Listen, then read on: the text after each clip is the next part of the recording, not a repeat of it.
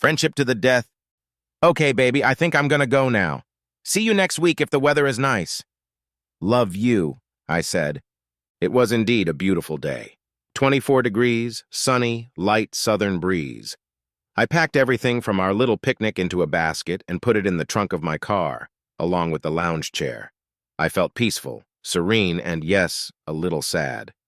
That's the effect a visit to Kat has always had on me. I've been in love with her since we were each 12 years old and will probably love her until the day I die. The first time I saw Kat, my then best friend Robert Bruce and I were playing ball in my front yard. She and her family were moving into the house next door that was for sale. It was the middle of the summer before second grade. I was 7 years old. Robert and I were casually glancing at the movers and the family that was moving into the house formerly owned by the Miller family when I noticed her. She was skinny, with long blonde braids and lots of freckles. Only later did I learn that she also had cerulean eyes. We watched her from the sidelines and tossed the ball back and forth for a while until she came up to her father and spoke to him, pointing at Robert and me. I saw her father nod his head, then she ran off into her house, reappeared a few seconds later with her own baseball glove and headed toward us. "Can I play too?" she asked, her smile exposing a row of uneven teeth. She introduced herself as Catherine McVeigh, Katie for her friends and Kat for her boyfriends. I saw Robert wrinkle his nose, but admittedly I was fascinated. I resisted Robert's decision and we started playing ball with the three of us. She knew how to hold a glove and, just as importantly, she didn't throw like a girl. As far as I could tell, she was accepted, expanding our little group of friends to 4 people, one more being Jimmy Arthur. Although there were more than enough girls in our neighborhood for her to play with, Kat spent most of her time with the boys. She played baseball, kickball, war, and frisbee with us. I didn't see her spending much time with the girls, especially when they were playing dolls or dressing up. Gradually, Kat overtook Robert as my best friend. If I could only invite one friend to go somewhere with my family, I chose Kat. If I could stay overnight with one friend, I chose Kat. Kat's family was Catholic, but that didn't matter until she was confirmed when she turned 12. Confirmation is a very important event for religious Catholics, and there is usually a big party afterward. Like most of the girls being confirmed that day, Kat was wearing a white dress and white tights. Very unusually for her, her hair was loose. She'd had her braces removed from her teeth 2 weeks before, and she'd had a slight makeover. I was confused. I looked at Kat as if I'd never seen her before. She was, beautiful. My life would never be the same again. "What are you looking at, Julian? Shut your mouth or a fly will fly in," she said when she saw me staring at her. "Don't you dare say anything about that dress, or I'll smack you so hard you won't see anything for a week." I remember the whole party. I couldn't breathe or think. All us kids were told to behave, but I couldn't have behaved badly that night, even if my life depended on it. I was a vegetable. My heart was racing. I was sweating. If I were a 65-year-old man, I'd probably be rushed to the hospital thinking I was having a heart attack. I waited until the party was almost over and finally walked over to Kat, took her hand, and led her to a quiet place. "Hey, man, your palms are really sweaty," Kat said as we walked over. "What do you have to say to me that you couldn't say it in front of everyone?" You're beautiful, Kat," I stuttered, my heart thudding in my chest. I'm not sure I'd ever been hit so hard in my entire life until that moment. She punched me right in the mouth, parting my lower lip and knocking me to the ground. "You're a stupid asshole! Don't you ever talk to me again!" she hissed as she walked away. I lay on my back in the grass wondering if she meant me. I don't know how long I lay like that, but the next thing I knew, Mom was helping me sit up and holding a tissue to my bloody lip. "Are you okay, Jewel?" she asked, calling me by a name that only my family had the courage to use. "What happened? Who hit you?" "Kat." "Kat hit me because I said she was pretty," I mumbled through my napkin. "You told her she was beautiful and she hit you?" Mom asked with a giggle. I nodded, upset that Mom seemed to be laughing at the fact that Kat hit me. "Oh, son, you made a big mistake saying that to Catherine," she said, helping me slowly to my feet. "You'll probably need to apologize tomorrow. For now, let's go home." "But Mother, why should I apologize? She's really pretty," I whimpered as we walked to our house next door. Weren't you on the floor with her yesterday playing World Wildlife Fund Superstars or something? And today you're telling her she's beautiful. Does Catherine look like the kind of girl you call beautiful? She asked. This was the first of many times in my life when I did not understand the fair sex. When I knocked on the door of the McVeigh house the next day, I was greeted with an understanding smile by Kat's mom. She's in the living room, Julian. Why don't you go into the kitchen and I'll send her in there so you two can be alone, she said. Walking into the kitchen, Kat grinned like a hyena. I knew she was very proud of herself for the blow she'd dealt me.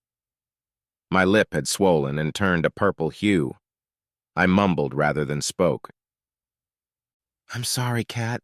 I shouldn't have said that, I muttered. Yeah, you shouldn't have. But I probably shouldn't have hit you either, she replied. My mom said you were actually on your best behavior. When did you learn that? I shrugged. I guess that's what my mom taught me. Obviously, she was wrong.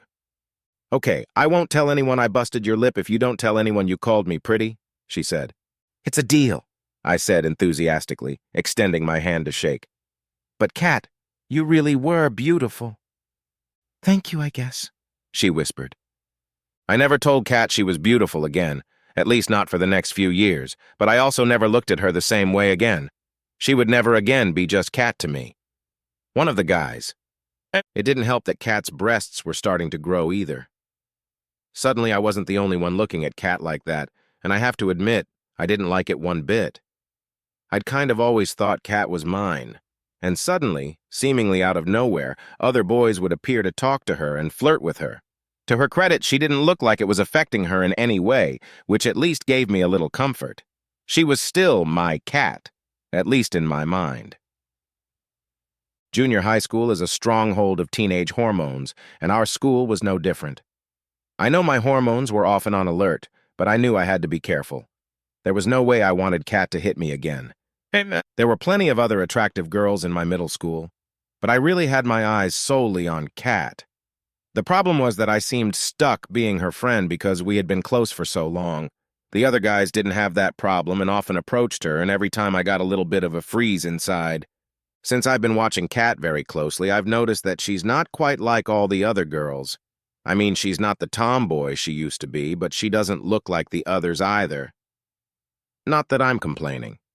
In middle school, group dates were in vogue, although individual dates were starting to happen. Kat usually stayed with me during group dates and never agreed to individual ones, though I know she was invited. As for me, there were no other girls in Kat's attraction zone, so I didn't ask any other girls out on dates. The main social event of the year at our school was the spring dance for the 8th graders. Of course, I asked Kat to go with me and then tried to reduce it to a joke, but she wouldn't budge and agreed. Kat was wearing a very pretty dress that I had never seen before, and I was wearing my Sunday suit. I thought we made a good couple. Both pairs of parents made sure to take lots of pictures. Before my father drove us to school, her father stopped me on the side of the road and threatened to kill me if I dared touch his daughter the way my father would not want my little sister to be touched. And that will be after she's beaten the living daylights out of you. Do you understand, Julian? Absolutely, Mr. McVeigh, I wheezed. We had a good time at the dance, danced together a few times and stayed close foremost of the event. She was asked to dance by a few other guys, but she turned them all down. I felt like King Kong. At the end of the night, Dad drove us home. As I walked her to the door, my palms were sweating and my heart was pounding in my chest. It was the moment of truth. I had planned to kiss her goodnight, assuming she would agree to my request. In no way did I plan to pounce on Kat with kisses. As Dad drove the car to our house, leaving us alone on the porch, I barked out my request for a kiss, surreptitiously watching her hands. She pondered for a few seconds, then nodded silently. I'd seen it done before in the movies, so I stepped toward her, wrapped my arms around her back, and kissed her. Quite firmly, I thought, right on her warm, soft lips. She didn't move for the first few seconds and then returned the kiss, placing her hands on my shoulders. I was sure my brain had short-circuited for a while. When I regained my ability to think after a few seconds, I was shaking from head to toe when we separated. Did you feel that? I asked in a whisper. She looked at me as if I'd grown a second head before finally crushing my soul. "No, I didn't feel anything," she replied. "Should I have? No, no, no, no, no, it wasn't supposed to happen. James Bond had never gotten such platitudes in return when he kissed a woman." "Well, good night, Kat. I had a good time," I mumbled. "Yeah, me too," she said before walking off to her house. Even though Kat and I hadn't met during my freshman year, we still talked often as we always had. After all, she was still my best friend. However, now spent more time than before with other girls. Admittedly, I was a bit puzzled, since she had never wanted to spend so much time with her peers before. I guess I should have known that sooner or later she would turn into an adult girl. Being the idiot I was, I hadn't even thought to ask Kat to be my date to the homecoming dance. I just assumed she knew we were going together. Apparently she didn't, because about 3 weeks before the prom, I found out that she had agreed to go on a date with a handsome young man named Chris Tambrin. I found out about this date when she mentioned it in passing. But I thought we were going to prom together," I whimpered. I could tell by the look on my face that she had surprised and hurt me. "I'm sorry, Julian," she said softly. "You didn't say anything to me, so I thought—" "I didn't think I should say anything. It's my fault." "You know what the word assume means," I said. "I hope you have a good time." The walk to school the next morning began very quietly as Robert, Jimmy, Kat, and I traveled the half-mile distance to school. No one said anything until Robert asked if he and his date, Allie Forst, could ride to the prom with Kat and me. We looked at each other for a moment before Kat finally answered, "We're not going to prom together. Chris Tambrin asked me to go with him." And I said yes, Kat said. "Oh," Jimmy said, and let out a low whistle. Robert patted me on the shoulder, and we continued on our way in silence. For the first time in my life, there was a rift in my relationship with Kat. For the next few weeks, we barely spoke to each other as she began spending almost all of her time with her girlfriends. 2 weeks before prom, my mom asked me if I should take my suit to the dry cleaners. I understood the reason for her question. I hadn't told her about Kat and Chris Tambran. When I did, she stood there for a few seconds with her mouth hanging open. "I'm sorry, Jules," she said quietly. "I take it you're not going with anyone?" "Yeah," I wheezed back. I tried to pretend I didn't care when I saw Chris drive up to Kat's house to pick her up on dance night, but Mom and Dad weren't buying it. Chris is a handsome, good-looking blonde, former starting point guard on our basketball team. He's 5'8", weighs 84, and has blue eyes. All the girls at school talked for 2 weeks about how lucky Kat was. Jimmy and I spent the whole night of the dance bowling. Spent a fortune for 2 kids, playing 10 games each and eating 1 pizza for 2 in the gym. I was so out of my depth that Jimmy beat me in the overall score for the first time in his life. At least one of us had a good time. Kat and I spent the better part of 2 weeks avoiding each other. I don't know about her, but I was miserable. I didn't know how to get out of the impasse, though I wasn't sure I should care. 2 days later, I was sitting in my room staring at the ceiling when my mom brought Kat in. "Someone needs to talk to you, Jewel, and you need to listen," Mom said. I guess it was Mom and Kat who talked first.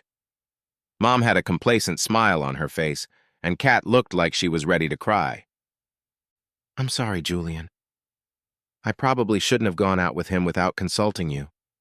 I knew you assumed we'd go to the prom together," she said. "Well, yeah, about that," I replied. "I should have suggested it. My mom gave me a big scolding for that. I'm a dumbass." She still had tears in her eyes.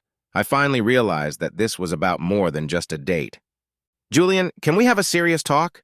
I mean, like, for real? Like, life and death, maybe? I really need to talk to someone, and I think that person should be you. You can just listen to me without being judgmental or angry.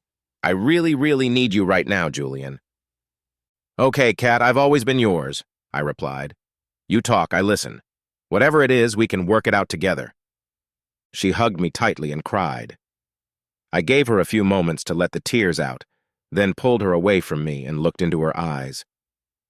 "Come on," I whispered.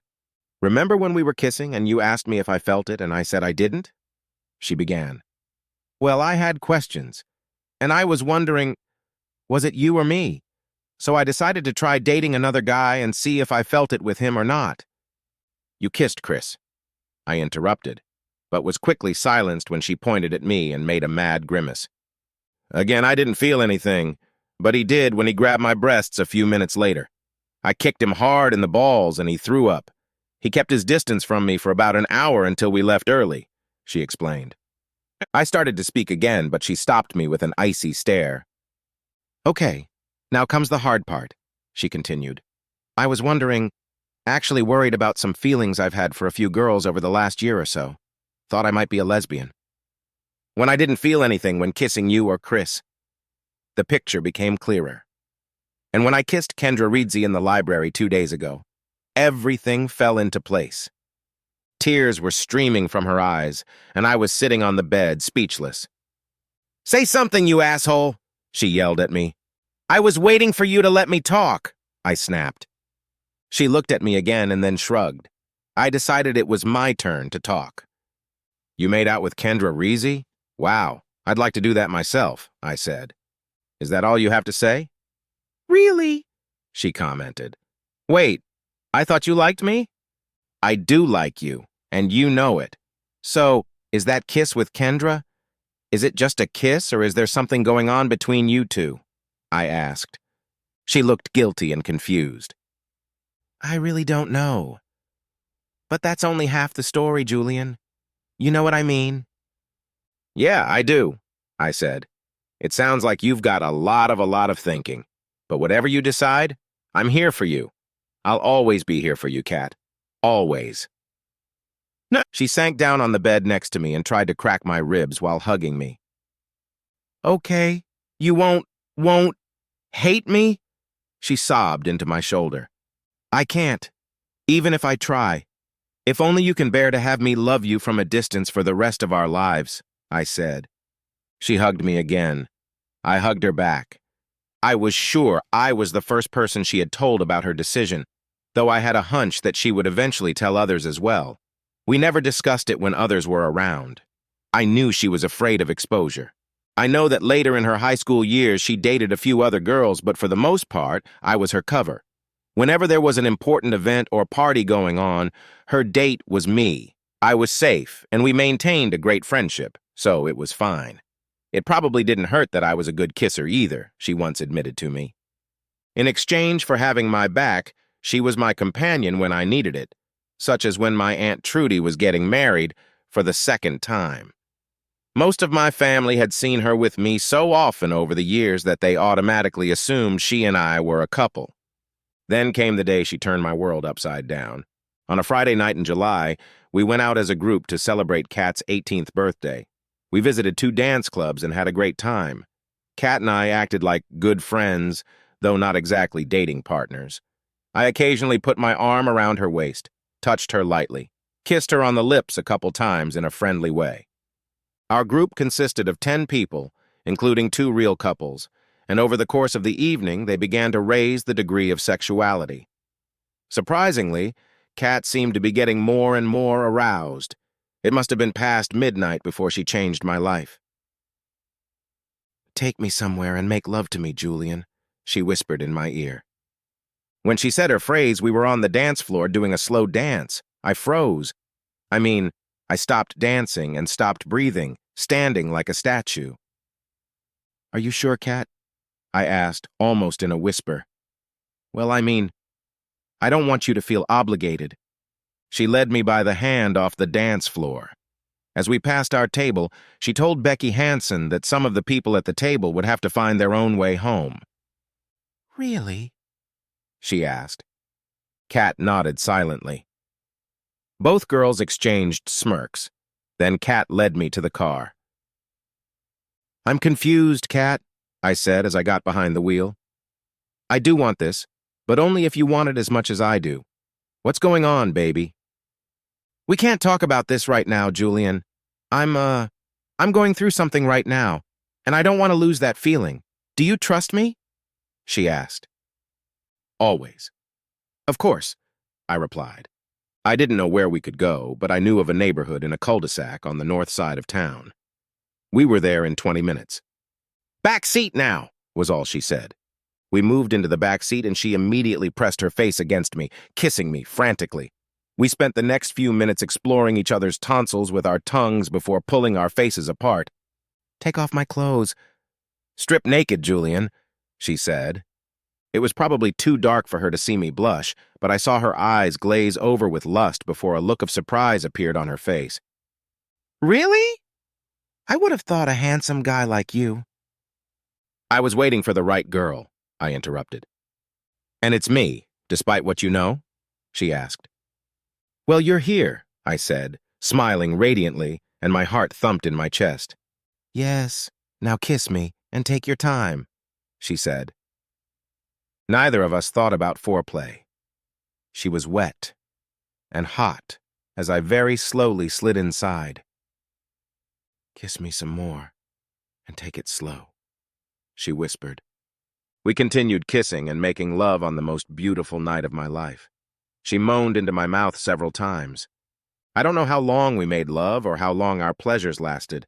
All I know is that I came to my senses a few minutes later when we were both lying on the seat, my body half lying on top of hers, and we were both breathing heavily. It was several minutes before either of us spoke. "Wow, wow," I muttered. "Yeah, right," she replied. "What was that?" I asked. There was silence for several long minutes, punctuated only by the sound of us kissing. "What if I'm wrong, Julian? What if I'm normal? How am I supposed to find out unless I try to take the road less traveled?" she said. "Anyway, I wanted you to be the first. You're my best friend. You've always been my best friend. I can't imagine a time when you'll stop being my best friend. Thank you," she added, not paying attention to me. I smirked back. We went to college in the same state, about an hour apart, and being out of the public eye, Kat finally felt free and, she said, was openly dating other women. She showed me pictures of several of her partners, and I had to admit that she had excellent taste in women. I joked that I should ask her to find me women. She has such good taste in women. "Don't be a jerk. Find your own women, Romeo," she said. We talked at least a couple times a week. Usually they were just friendly conversations, but sometimes we got into more personal topics. Both of us could ask each other questions about love that we couldn't ask anyone else. It was sort of like being able to get insider information. In addition, we could be frank with each other. Even though I realized that college was the first time Kat was able to really connect to her life, I didn't want her to let her life go to shit and get into trouble. I didn't want her to become a walk-on, even if she did play for the other team. I cared about her too much to let that happen. "Be careful, Kat. Keep your eyes open. I realize I'm starting to sound like your parents, but only because I care, baby," I said once, addressing her. "It doesn't matter if you date men or women." "You got it, Mom," she answered me defiantly. Kat's parents were stunned when she finally opened up to them over Christmas break during her freshman year. To me, she said she was going to tell them the first night after she got back. The next day, her mom called me and asked if I could come over to talk to her and her husband. I had known them forever. They were practically second parents to me. How could I say no to them? "Why didn't you tell us, Julian?" was the first question I was asked when I met them. "You're practically family. How could you not tell us?" Mrs. McVeigh asked. "It's not for me to tell you, and I love Kat too much to go behind her back," I replied. "It was up to her to finally tell you. My job is to support her and watch her back." "I always thought you two would be together someday. I always thought you had something," her mother said. "We were always best friends, but in high school she told me she thought she was the wrong orientation. I was crushed at first. But then I realized she could be who she was. I will love her forever, and she knows that. It must have hurt me when she told me that we would never be together that way. But at the same time, it didn't hurt as much as if there was another guy there," I said. "So it's a date. Was really just an act?" Dad asked. "Both of you?" I didn't think her parents needed to know everything, so I just told them what I thought they needed to know. I helped by covering for her on dates, and she paid me back by being my date to certain events. I love her. Always have and always will. I will always have her back, no matter what," I said. "That's all we can ask for, Julian." "Thank you," her father said. Throughout college, I went on dates from time to time. I wasn't a monk, but I wasn't looking for a match either. Casual hookups were more than enough for me. Kat, on the other hand, by her own admission, dated a lot. I guess she was making up for lost time. In the early fall of her senior year, I arrived at Kat's apartment to visit her over Labor Day weekend. She lived with 2 other girls in a 2-bedroom apartment, and no one objected to me sleeping on the floor of Kat's room. Or rather, no one minded until her roommates met me, after which they both offered to share their beds. Kat didn't find it as funny as they did. I blushed appropriately, though I was sure the taller of her 2 roommates, Alicia, was being completely serious. "Back off, ladies. He's my best friend," Kat said.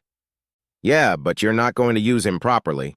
The other roommate, Roxy, picked up on that. Saturday night, the 4 of us went to a dance club. I had fun dancing with all 3 women taking turns. I was on the dance floor with Alicia when I saw Kat heading toward the dance floor with a 6-foot-tall goddess with reddish blonde hair, bright green eyes, and legs from her ears. Shit. Kat remained on the floor even after Alicia and I returned to our table with Roxy. Roxy was sitting there with a Cheshire cat grin, watching Kat and the goddess. "Would you look at that? The most beautiful woman in this whole place walks up to Kat and drags her to the floor. I'm not even the right orientation, and I could seriously consider making love to this woman," Roxy said, her face reddening. "Oh yeah, that's a hot Amazon," Alicia said. "I'd think about it too." Both women turned their heads and looked at me. "Put me on that list too," I replied. Lauren Sittler looked like the volleyball player she'd been for the first 2 years of college, until she broke her ankle, which ended her career. She and Kat came back to the table hugging each other, and I guessed from Kat's glazed look that she was going to go home with her. She introduced Lauren to everyone at the table, and then leaned over to me to say what I had already guessed. "Is it okay if I catch you tomorrow morning and we have breakfast at IHOP, International House of Pancakes, at 9 o'clock? She giggled. "Sure, I'll make sure Lish and Roxy get home safely," I said. We kissed softly on the lips before she and Lauren left the club. All 3 of us at the table giggled amongst ourselves as we watched them leave. "Wait a minute. She didn't tell us you couldn't be in our bed tonight," Alicia said. "Do you think it's an oversight, or—" By the way, that night was the first and only threesome I ever had.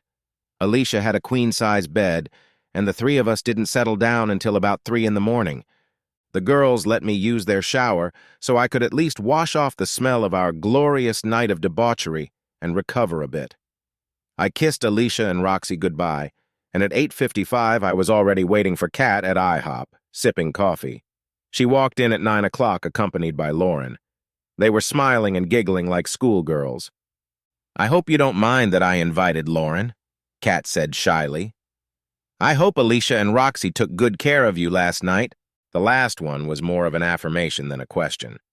It was my turn to be embarrassed. Kat and Lauren had gotten jobs in the same city and had moved to live together after graduation. I was happy for them and told them so. Over the next 10 years, I visited them several times, and about as often they came to visit me. My love life didn't work out as well as Kat's. I had a few girlfriends, but nothing promising until Lily Hanlon came into my life 5 years after high school graduation. I was a member of the local YMCA, Young Men's Christian Association, and went there 3 times a week to work out at the gym. Every once in a while, I would wander into the gym, grab a loose basketball, and take a few shots to stretch my muscles. There were 6 courts at the Y, and games were being played on all but the one I played on. A woman a few years younger than me came up, leading the ball, and asked if I would mind if she left it in my basket. I said yes, and soon she was already putting the ball in the hoop like she was Damian Lillard. When she started hitting 3-pointers, I stopped throwing and started watching. She noticed I was watching her and started adding some words and sound effects like deuce or 3, bang or bam. I smiled, admiring her tosses and sass. "Would you like to play horse, 2-person basketball?" With a smirk, she asked. I'd been a pretty good player in my day, but I was at least a few years past my prime, and I knew it. And horse was all about shot-making skills, and after all, I was known as the king of unreliable shots, at least in my mind. I agreed. She started and made 3 long throws in a row, only 2 of which I would be able to repeat, so I drained the first X pretty quickly. Then she missed her next throw, and it was my turn to throw first. I turned to my right side and, to her surprise, made the throw with my left hand. "That was impromptu, wasn't it? You've made other throws with your right hand," she said. "Uh-huh. You do it now?" I smiled. She missed that one, and I did the next 2 with my left. She made a grimace. "Come on, cheapskate, do something normal," she whimpered. "Cheap? Why? Because I can use my left hand and you can't?" I chuckled. "How about you do something normal?" I walked to the free throw line and made the shot with both hands, in the style of the famous NBA player Rick Barry. She looked dumbfounded. "Really?" she said almost mournfully. I nodded silently. She sighed, then blundered away, only one letter separating her from defeat. She looked very upset, her big brown eyes moist with disappointment. "Yeah, I know. How can you lose to that wannabe?" I said, my smile growing wider by the second. "I'm one of them. Nothing outstanding, but I have skills. Strange skills, but skills nonetheless. A decent athlete, but not great. A little brains, a little common sense, but not a Harvard guy." "Just make your last throw and put me out of my misery," she growled. "I'll tell you what. If I win, you agree to have dinner with me tomorrow night. At Applebee's, nothing fancy, so you don't even have to consider it a date." "Do we have a deal?" I asked. She thought for a second, then looked confused. She finally guessed I was playing a joke on her. She smiled and giggled. "Deal," she said, tossing me the ball. I barely glanced at the basket because I knew where I was on the court. Anyone who played a lot of ball in the schoolyard could do that. Then made my left 5-meter shot. She picked up the ball after it skipped through the hoop and moved to where I was still standing with my arm raised. I took a step to my left. She came toward me, made another awkward left-handed throw, and whispered, "Applebee's is yours, stud. Damn, you're an insufferable asshole, you know that?" "Actually, I do. I'm Julian Leonard, by the way," I said. "Lily Hanlon. Too bad, loser," she said tautly. "Oh, too bad? Well, maybe tomorrow night I'll manage to change your mind," I said. The next night I managed to change her mind, and she agreed to a real date on Friday night. Turns out she's 23 years old, a college graduate, and works in human resources at an auto parts company. She's smart, literate, likes to flirt, and is also a pretty good athlete. We quickly felt a liking for each other, and after the first month of dating, we became exclusive. With a woman named Kat, I'd never had that connection before. The only obvious downside was her tendency to flirt. We talked about exclusivity and fidelity, and several times we discussed her flirting and where I felt the line needed to be drawn. She insisted that it was all fun, and I replied that it wasn't fun for me. Several times we fought about it, and she always promised she would try harder. Then we would end up in bed and make amazing reconciliatory love. I knew she was manipulating me, but I really felt that she loved me, and I was definitely falling in love with her. About 6 months after we became a couple, I took her on a long weekend with Kat and Lauren. I had long ago explained to her what I had with Kat, and Kat and Lauren had told her all about Lily. Thought the weekend went well, and I thought all the women got along quite well. What's more, several times when I entered the room, the conversation between them would stop and the giggling would start. I took that as a good sign that they were bonding, even if it did seem like they were conspiring against me. Kat was expecting my call when she answered on Monday night after our weekend get-together. As my best friend, she also knew exactly the reason for my call. "I like her a lot, Julian. I think she could be the girl for you." Lauren likes her too. But Lauren noticed something that I missed. Lauren says that when we were at the dance club last night, she was a little flirty. I took it as enthusiasm, but Lauren seemed a little over the top. "You know she loves you as much as I do and was paying attention too," Kat said. "Thanks for your opinion, babe. It's exactly what I wanted and needed to hear," I said. 3 months later, I asked Lily to marry me, and she agreed. The wedding was set for about a year later. Before proposing to her, I met with Lily's parents several times. They seemed nice enough, although I realized her father didn't think I was good enough to marry his daughter. Her father told me not to worry about it as it was just dad stuff, and I would experience such a thing someday if I had a daughter. I tried to ignore it, but I felt like he disrespected me for having my hands growing out of the wrong place.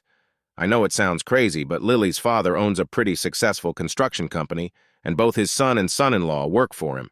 I'm a mid-level accountant and not much use for DIY projects. Putting aside the fact that the three of them can barely count to 100, I'm no good simply because I can't craft. The wedding was going to be a pretty big event in her parents' hometown, which was about 2 hours away from where we lived. It was also where Lily was going to have her bachelorette party 2 weeks before the wedding. The bachelorette party was organized by her sister Willie, a married friend of the bride at the wedding, and the rest of the bridesmaids. Lily had said there would be 15 of them, so they had gotten 5 rooms at the Hilton Hotel in town, figuring they would be too drunk to drive home. I said I thought that was reasonable. Since I was to be alone that evening, I decided to treat myself to a bottle of Angel's Envy Rye, a truly top-notch whiskey, and 2 of my favorite movies of all time, Jeremiah Johnson and the original Rollerball. It was a great evening.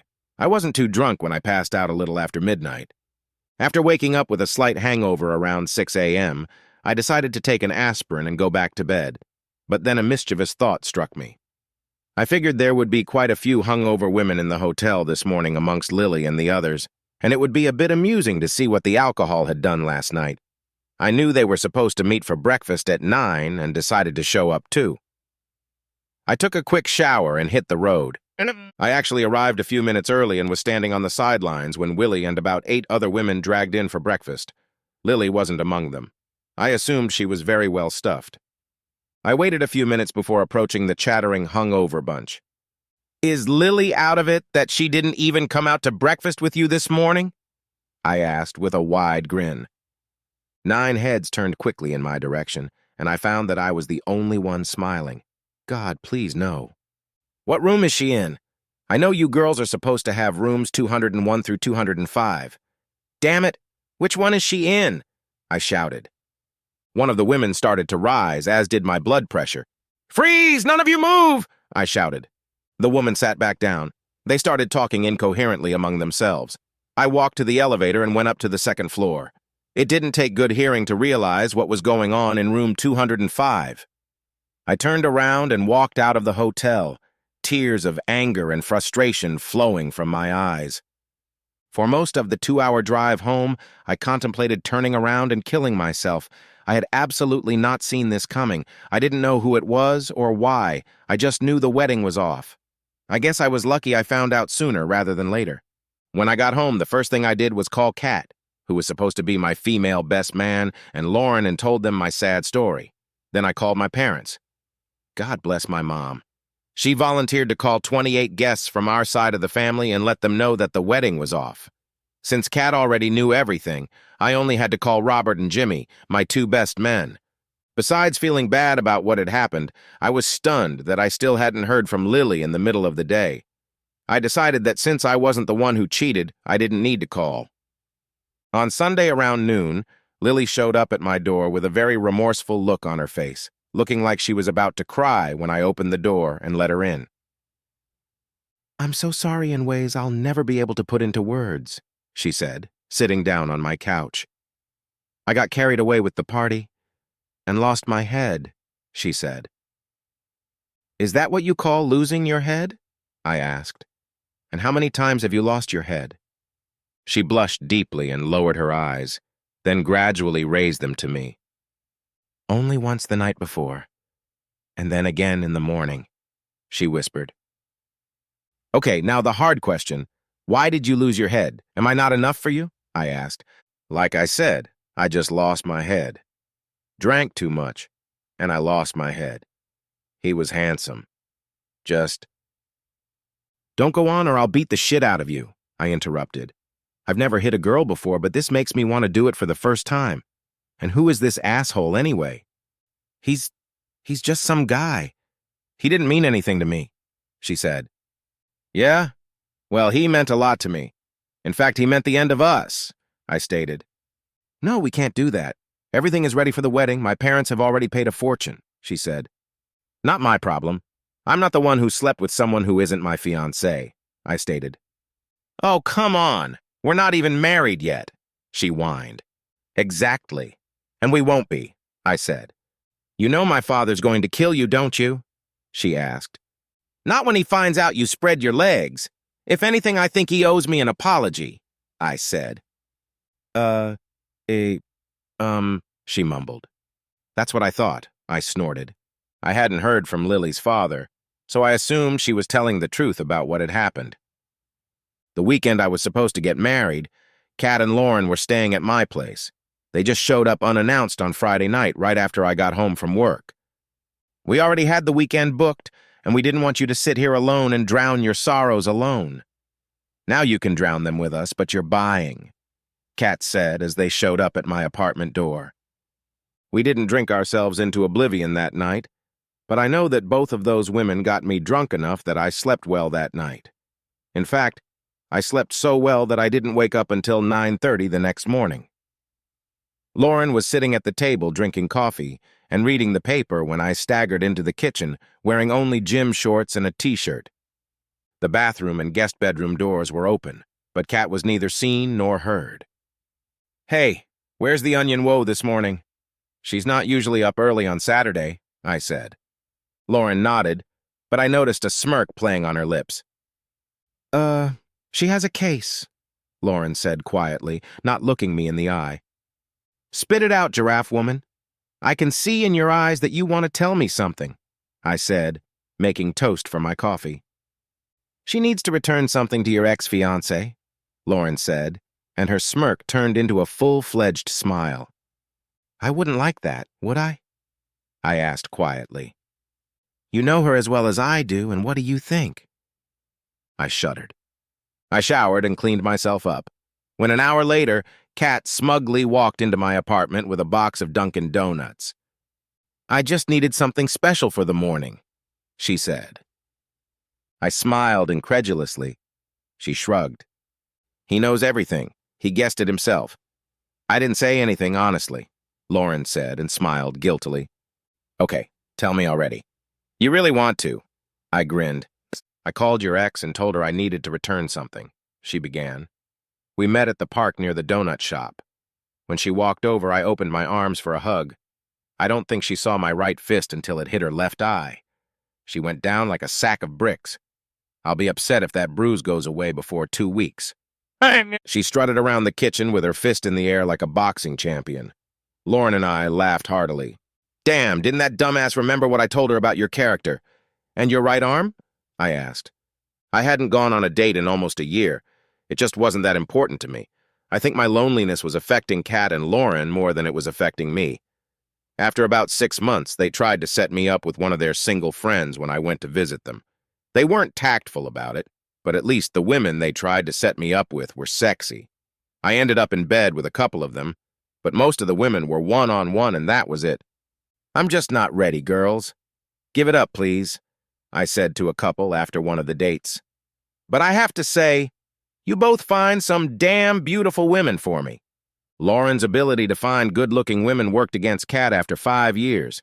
She found herself a 22-year-old senior art student at a local small college and ended her 12-year relationship with Kat. According to Kat, she found out when, coming home from work one day, she found Lauren and her new love sitting on the couch waiting for Kat. That's how. Just like that? Kat asked the duo.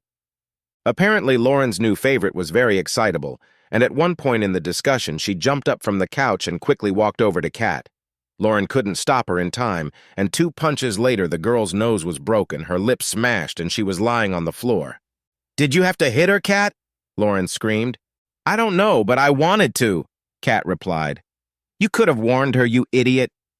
Kat laughed through her tears as she told me the story over the phone. I'm sorry, baby. From a distance, it seemed like everything was fine between you two, I said. You know, I bet someday in the future, when they finally allow same-sex marriage, they'll find that the divorce rate among same-sex couples will be just as high as among hetero couples, Kat said. I don't doubt that for a minute, I agreed. Over the next few months, Kat and I spent a lot of time together. That's what you do for the ones you love.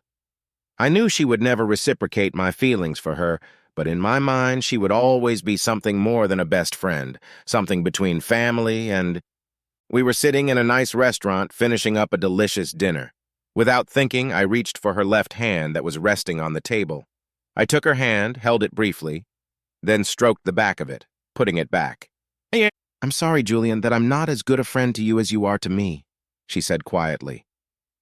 "I realize that you want so much more from me, but you accept the fact that I can't give it and you don't insist. You would be the man of my dreams, if I dreamed of men."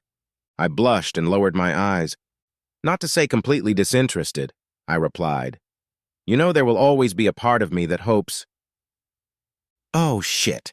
Let's get out of here and do something stupid. I think 2 killer hangovers would be appropriate," she said. In her mid-30s, Kat was still a beautiful woman. It was only a matter of time before she wanted to get back into the sea of dating.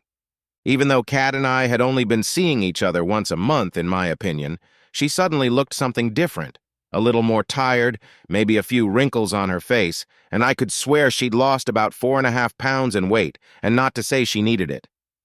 "Hi, are you feeling okay?" I asked her one Saturday afternoon as we lay, slumped on my couch watching an NCAA, National Collegiate Athletic Association, softball game. She looked at me strangely. "Well, I've been really tired lately," she admitted. "I thought maybe I should add more cardio to my workouts. You know, I'm going to be 40 next year. That means you, my friend, will be 40 next year." Man, I feel old all of a sudden, and I talked her into going to the doctor for a physical. Hell, she hadn't had a physical since Lauren dumped her. The doctor couldn't see her until a month later, but I marked the date on my calendar. Called her the next day. She gave me vague answers. Finally, she said she would be scheduled for more tests in 2 weeks. I know I was more concerned than she was. "Damn, you're as pushy as my mom," she said, trying to make a joke. Colon cancer is no joke. Doctors noted that since the cancer was detected fairly early, the chances of beating it were high, although they said it might not be easy. I was fortunate to be diagnosed just after tax season, so thanks to accumulated vacation days and being able to work outside of the office, I was able to be around Kat often. I drove her to many doctor appointments, chemotherapy sessions, and various other appointments. I also interviewed and hired a specialist who could look after Kat when I couldn't be around. At times, her parents stayed with her as well. She was on disability because she had to quit her job. Her parents and I paid her bills. The chemo affected Kat in the form of nausea, fatigue, and some hair loss. Yes, she had bad days both physically and mentally, but the tough girl I grew up with fought hard. I expected nothing less from her and didn't let her give up on those hard days. Some of those days we fought because I wasn't going to let her feel sorry for herself. "You're a fool! I'm in pain! Give me a break once in a while!" She yelled at me once when she wanted to skip chemo. "No way, you little wimp!" I yelled back. "Now get in the damn car yourself, or I'm going to put you in the damn trunk and drive you there like luggage!" She staggered out to the car, smoke practically coming out of her ears. She didn't speak to me the whole way, only whispered once, "I hate you, asshole." "I hate you too," I whispered back, trying not to smile. A few months later, as we had hoped, the worst was over, and we were once again sitting snuggled together on her couch, as was our custom. "Why, Julian?" she asked. "You know the answer to that, Kat. I love you. Always have. Always will. There's no need for reciprocity. No pressure," I replied. 6 months later, Kat got the good news. The doctors announced that she was cancer-free. My parents and I took her out to a great restaurant to celebrate. There were many tears. 2 nights later, she and I were lying on her couch again when she took my head in both hands and looked at me, almost literally nose to nose. She dug her lips into mine in what I thought was a deep, sensual kiss. I was, to say the least, mesmerized. "Did you feel that?" she asked. I was confused for a brief second, but then I felt like I'd been hit in the face with a shovel. Yes, I did," I persisted. She nestled her lips against mine again, and this time I participated as well. We repeated this a few more times over the next few minutes before she pulled my shirt over my head. We kissed some more, after which she unbuttoned my jeans and lowered the zipper. I took both of her hands in mine and stopped her. "Are you sure about this? Completely sure?" I whispered. "More sure than I've ever been in my life," she whispered back. We stripped each other in seconds, stopping only to kiss in between removing our clothes. She moaned and breathed heavily as I kissed her and ran my hands over her body. "Yeah," she wheezed. "Oh, Julian!" I pressed my lips to hers and we kissed passionately for a few more minutes, ending our lovemaking. I crawled aside to take most of my weight off her. "I love you, Julian. I can feel it. I feel it. Maybe I'm a little slow, but I love you. I love you. I love you. I've been a fool. I've wasted so much time. I can't waste any more of it. Will you marry me, Julian?" I stuttered, my blood pressure soaring with my heart. Still, I had to be sure this wasn't just her thanks for my help during my illness. "Are you sure, baby? I didn't think my equipment was right for you," I said. "It's not about the equipment, Julian. It's about the connection. Do you know how sexy it is when someone loves you that much?" she asked. "No, I don't," I started to say before she interrupted me. "Well, you're about to find out, mister. From now on, if you let me, I'll show it to you every day," she said. "So?" "You know I could never say no to you," I said. "We had a small wedding with my parents and sister, her parents, and a few close friends. She moved into my apartment and eventually found a part-time job. She didn't need to work, but she wanted to. If she asked, I would carry her in my arms to and from home." In our early 40s, Kat and I were no longer the physical specimens we had been 20 years earlier, but we didn't need to be. We could still make the bed shake sometimes, but more often than not, we made sweet, soulful love. She taught me something new. I taught her something new. We were almost like children in that respect. God, we giggled and laughed a lot. I don't know how I didn't bleed my tongue since I used it so much. I had plenty of time to catch up. Of course, I didn't want her to lack pleasure. "It's not a competition, Julian. The truth is, our relationship wasn't just physical. She'd always been my best friend, and life as husband and wife hadn't changed anything. We still spent almost all of our time together, finishing each other's sentences and arguing like 5-year-olds over who was the best player in MLB, Major League Baseball, Steve Trout or Shohei Ohtani. Oh yeah, I also never gave her a reason to hit me again. Still hadn't forgotten that first and only time so many years ago, and didn't want to repeat. We had returned from a 2-week trip to Australia and New Zealand for our 9th wedding anniversary, and it had been about 10 days when I heard Kat vomiting in the bathroom again. It seemed to happen every day after we returned, and I worried that she had caught some kind of disease in the southern hemisphere. She tried to tell me that she had an ulcer from talking to me too much, but I didn't fall for it.